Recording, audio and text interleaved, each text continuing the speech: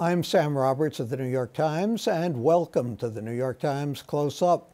As we approach the anniversary of our independence, we'll discuss what that means in this, our litigious climate.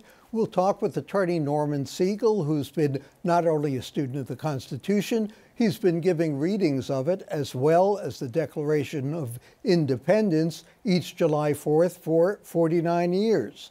Then we'll be joined by Andrew Tisch and Mary Skafidas, compilers of Journeys, an American Story. They profile 72 Americans about why and how their families came to this country and how their stories affected them. My Times colleagues discuss the key issues of the week on the backstory, and I'll have some additional thoughts on Coda.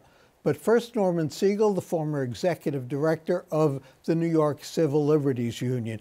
Norman, let me ask you sort of a blunt question. It seemed to me that except for yelling fire in a crowded theater, you would have said almost anything is acceptable in terms of free speech. And now, you know, the past couple of weeks, we have a guy yelling racist rants in a coffee shop against Hispanics, and then two Hispanic public officials want to use the sanctions of government against him. Do you get the feel that you have to walk around with a muzzle because you can't say anything anymore? Well, I think we're in troubled waters these days. I think it emanates from Washington, but it's trickling down into the streets of New York City in the examples that you just gave.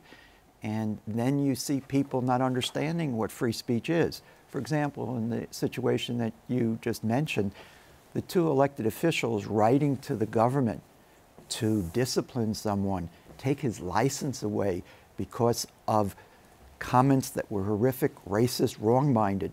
That's not what the First Amendment's about. In the private sector, people can make judgments and discipline people. But under the First Amendment, which only applies to government action, not private action, those kinds of statements are protected. The bottom line is, speech is protected, conduct is not. And in that instance, the person was just setting forth his opinion. Repugnant, wrong-minded, we don't want to associate with someone like that, but the government can't take his license away. So when I saw that, and it happened where I go sometimes to pick up my sandwich, I went in and talked to the manager there and said, if any of the workers were troubled about that because they were afraid ICE might want to deport them, we would come in and do pro bono, inform them what their rights were. On the other hand, I was very against those elected officials writing to the bar and the court system to basically punish that person for their views. So right now, that plus when you look at the college campuses, I've had to defend even people in Berkeley who would not let some right-wingers speak at the school, or people who had views that were not liberal. Free speech advocates, if you're for free speech, it's easy when you agree with the speaker.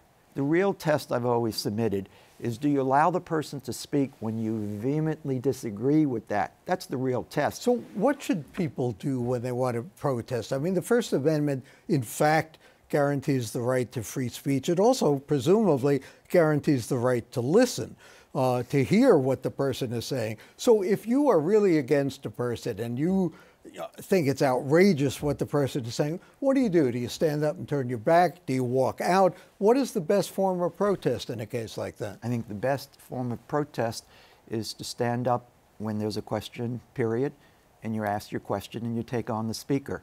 I've given some speeches on this, and I said my 14-year-old granddaughter, Bridget, could get up with some of these speakers that you disagree with, and she could then challenge the person because their statements are so off the wall. They're false. They don't have very much merit. So the best thing to do, I think, in the free marketplace of ideas is to expose the speaker's bad ideas with good ideas. Now, if you want to stand up and walk out, if you want to turn your back, as long as you're not physically and interfering with that person's right to express something that you disagree with. That's the best way. Unfortunately, we don't teach debate anymore, which would be a great tool for anyone to use, whether they agree or not. But we don't even teach what the essence of free speech is about and what the limits of free speech are about. I get so many calls now from people in the private sector who are complaining, and they think that the First Amendment applies. For example, I support the African American football players and the white players who take a knee. But when I read all the comments because of what the NFL now has decided to do and Trump's beating up on them, they all talk about that it's the First Amendment right to do what they're doing. No, because that's a private business. It's only if the government was suppressing it. When the private sector does, you have to have different tactics and approaches. Let me ask you, you've been through the Red Scare growing up, you saw Watergate, you saw Kent State, people killed themselves over the horror of the time. They were shot, in fact, people lost their jobs, they were blacklisted. Are things really worse now than they were back then in terms of civil liberties? Now I'm going to turn 75 soon. In my 75 years, I think there is a clear and present danger now that has not existed before, because the president and his administration and the people around him have made a frontal attack on our institutions. They attack the free press. They attack the New York Times, the Washington Post, CNN, etc. They attack free speech only when they disagree with those views. They attack the principles of inclusion. They attack the principles of fairness across the board. And when you take a look, even in the first few weeks when they took over the White House, they took off from the website any reference to civil rights, any reference to LGBT, any reference to climate control, any reference to Spanish content. Then they pass executive orders in the first week about travel ban against Muslims, about building a wall. Why are we building a wall? Why aren't we building bridges to bring people together? I could go on during this period for the last 500 plus days. And it's an attack on the courts. It's an attack on the judiciary. It's an attack on the Department of Justice, even an attack on the FBI. One of the lawyers saying they're stormtroopers because they went in and they had a warrant. So when you see this, you start to wonder whether or not in America, remember, we had a revolution to get away from a monarchy. Are we now having people in power? And when you read the lawyer's letter recently about what power the president has, it's almost as if they're thinking of him as King Trump rather than President Trump. There are checks and balances and limitations on our Constitution, and they're not adhering to them. And that concerns me. We've never had this kind of systemic assault. And what about the next 2.5 years at a minimum? Very scary. Let me ask you about a more local question. The mayor proposing to sort of ease the requirements, according to one view, getting into the specialized high schools. Does that discriminate against Asian students, who are now the preponderant majority of kids in those schools? Well, the result of it, one can make an argument that the Asian community is being discriminated against. On the other hand, I don't even like to think of it that way. I like to think of it in the context of anyone who works hard to learn how to pass those tests. That group is being discriminated. And if it's disproportionately Asian, okay. On the other hand, the whole question of school integration, myself, Michael Myers from the Civil Rights Coalition, other people, we are having on June the 15th a summit on school integration. We sensed that with the new chancellor and with some of the issues that have emerged in my neighborhood on the Upper West Side, that there's an opportunity now that we haven't had for years locally to begin to have a thoughtful conversation about how do you integrate all of the schools, not just Stuyvesant and Brooklyn Tech and Bronx High School, but all the schools. Look, I am a product of the public school system, PS 131, Pershing, New Utrecht High School, and Brooklyn College. I am to a great extent who I am today because of those teachers and the public education system. My parents, God bless them, they never finished high school, let alone college. And here I am, a lawyer today. Now, for the people who are here today from other countries than where my grandparents came from, they have to have the same opportunity. And an integrated education system is the best vehicle to get people to get that quality education. We have not done that in New York City for a long time. And now my sense is there's an opportunity to do that. We have about 20 people coming together for a full day to discuss.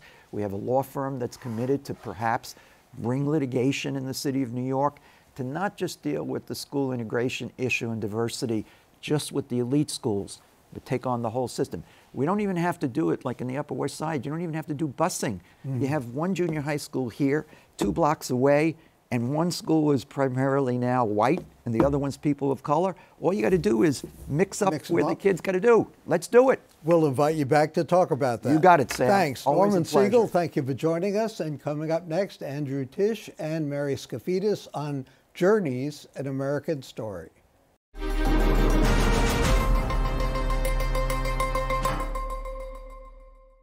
Welcome back. No matter the reason people uprooted themselves, whether it was because of hardship or ambition, America has become a beacon.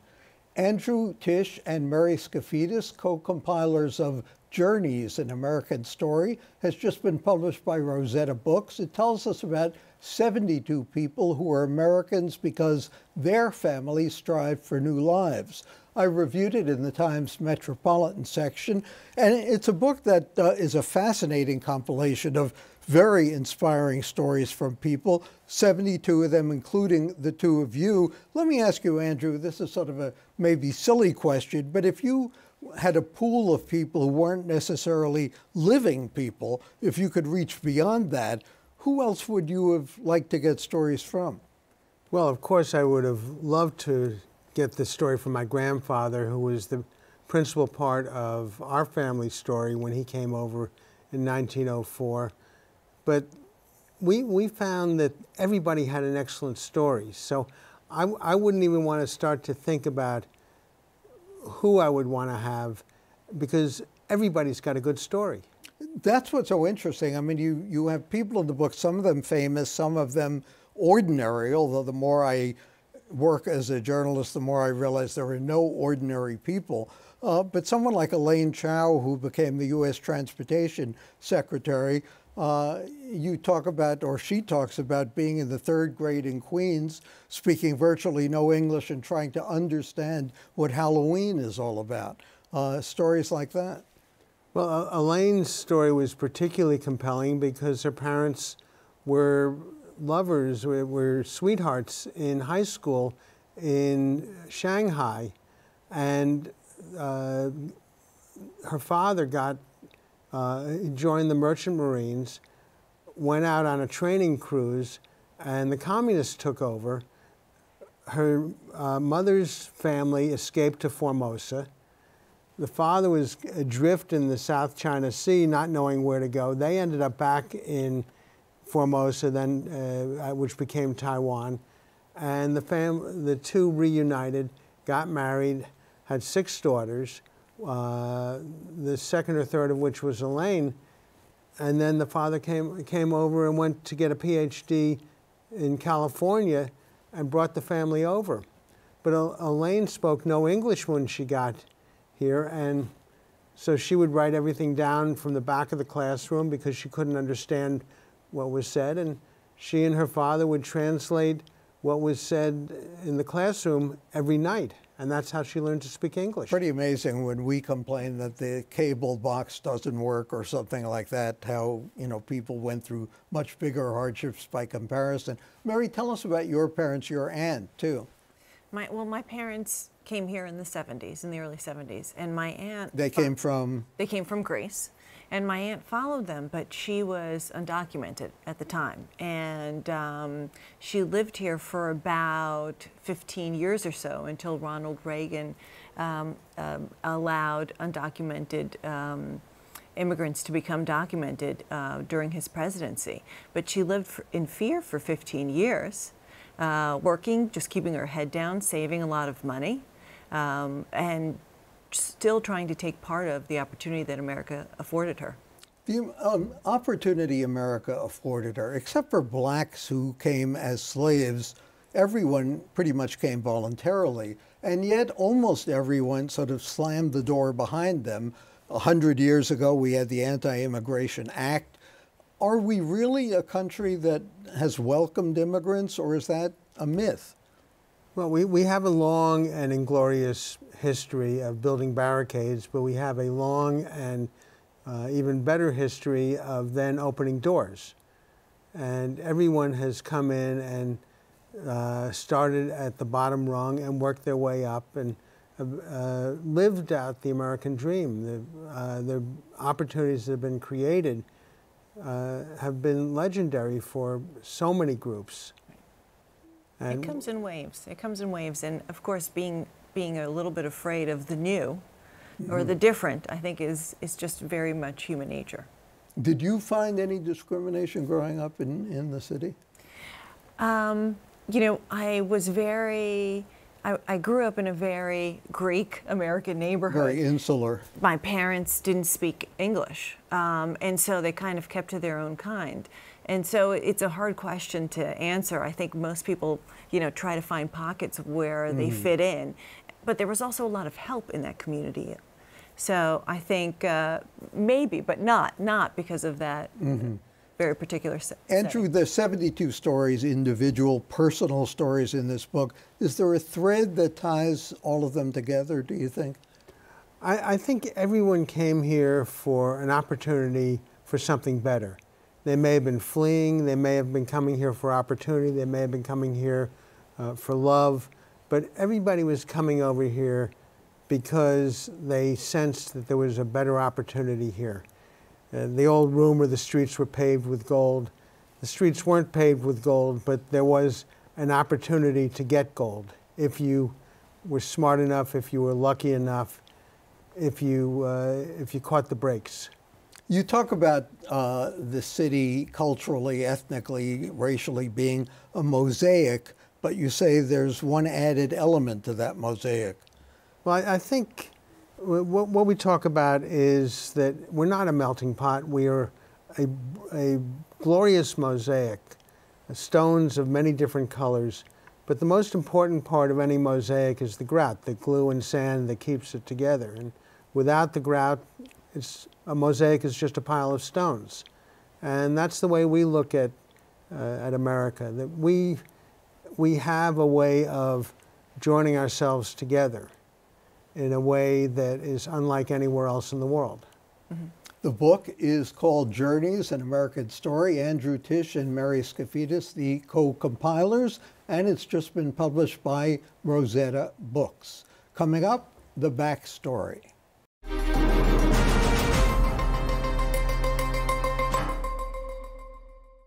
Welcome back to the New York Times Close-Up. When will we ever be able to say it was a calm week? Nothing much happened.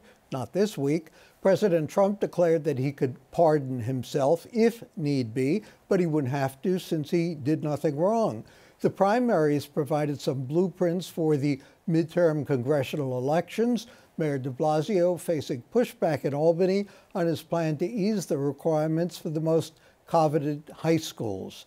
Joining me to discuss these stories and more, my Times colleague, Metro political correspondent Shane Goldmacher. Shane, let's start off with the will he or won't he. You reported the other day that Preet Bharara, the former U.S. attorney, has now enrolled in the Democratic Party. He was not enrolled in any party while he was the U.S. attorney. Does this mean he's now going to attempt to run for Attorney General? I think the answer, sadly, is still maybe.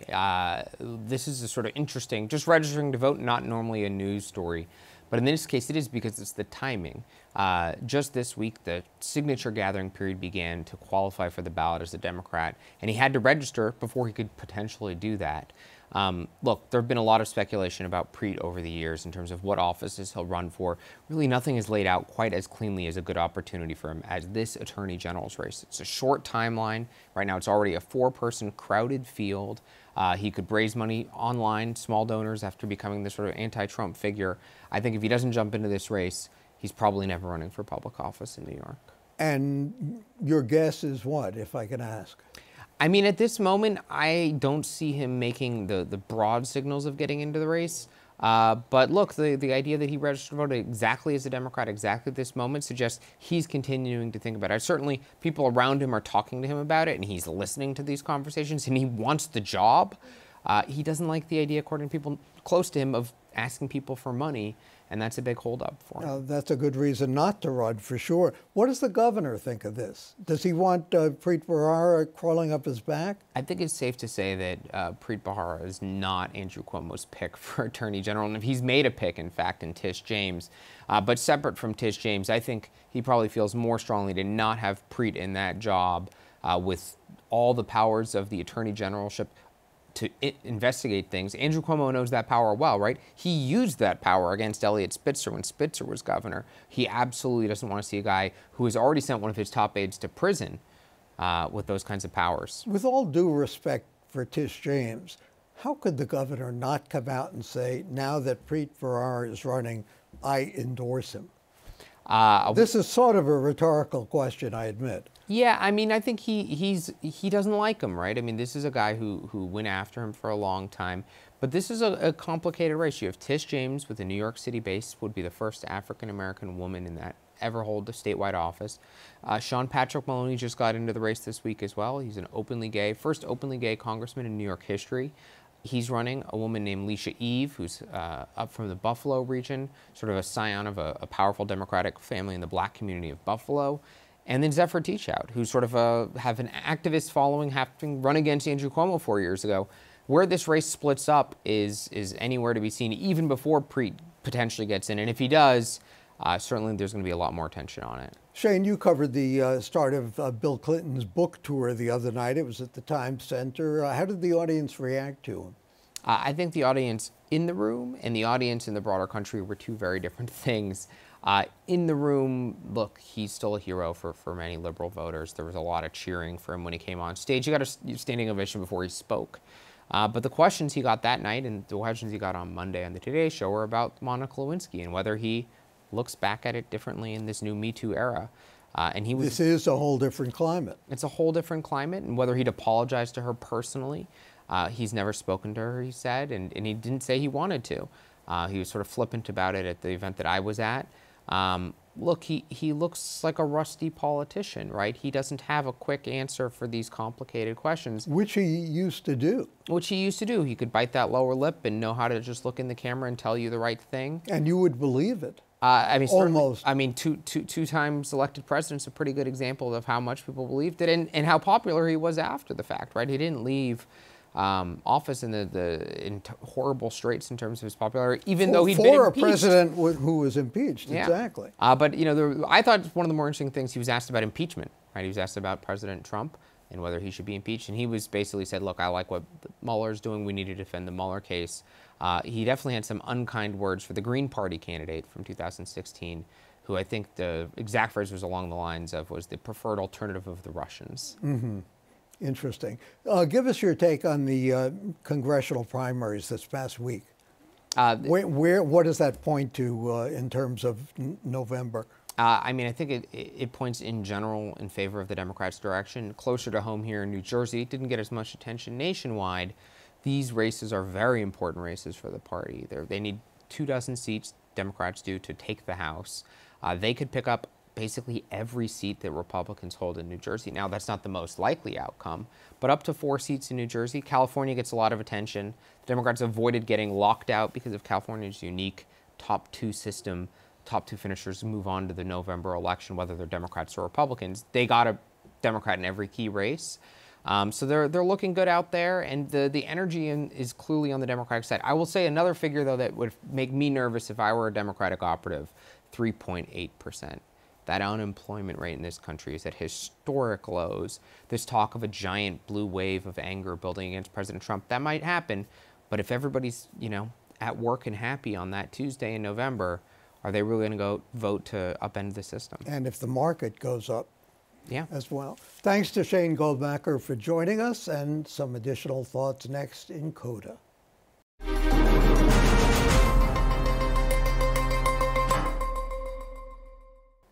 Jesus said the poor would always be with us. Still, he must have assumed that after 2,000 years, we would have heeded his injunction and all but obviated poverty. In New York, Mayor de Blasio set a goal of getting 800,000 people out of poverty by 2025. That's 80,000 a year. which is more than the decline in the number of poor New Yorkers over the 4 years since he was first elected. The poverty rate has dipped a little since he was elected in 2013. The mayor takes some credit because he's championed a higher minimum wage, more middle-class affordable housing, and pre-kindergarten programs. Maybe he deserves some credit, although it's arguable how much any mayor governs the economy. To be fair, if the poverty rate had gone up, critics would surely have given him the blame. The fact is, though, about 1 in 5 New Yorkers are officially poor. Without rent subsidies, the figure would be 1 in 4. According to the mayor's own Office of Economic Opportunity, about 1 in 4 are living in what the government describes as near poverty, that is, up to 150% of the poverty rate. Roughly 1 in 20 are characterized as living in extreme poverty, 50% or below the poverty line. The rates are even higher for Hispanic and Asian New Yorkers and in the Bronx. To lift the city's poor above the poverty line, the mayor's office estimates, would cost about $6 billion annually. That's what the federal government spends on the war in Afghanistan in 2 months. Except for beggars on the subway or homeless people sleeping on the street or rummaging through garbage for deposit bottles and cans, poverty is barely visible. The city seems to be thriving. Most of us see people coming and going. We see them at work. But we rarely know what baggage they're carrying, or see the invisibles in the kitchens or cleaning hotels and office buildings at night. The official poverty threshold for a family of 2 adults and 2 children in this expensive city is more than $32,000 a year. About 1 in 14 New Yorkers who are working full-time, year-round, and avail themselves of all the public benefits still fall below the legal poverty threshold. The rest of us may be living in a dream world. It reminds me of the time that Governor Nelson Rockefeller encountered a panhandler in Herald Square. Rockefeller moved on. The panhandler stood there bewildered. "That's funny," he muttered to a passerby. "I asked him for a handout, and you know what he promised me? A tax cut." For the New York Times and CUNY TV, I'm Sam Roberts.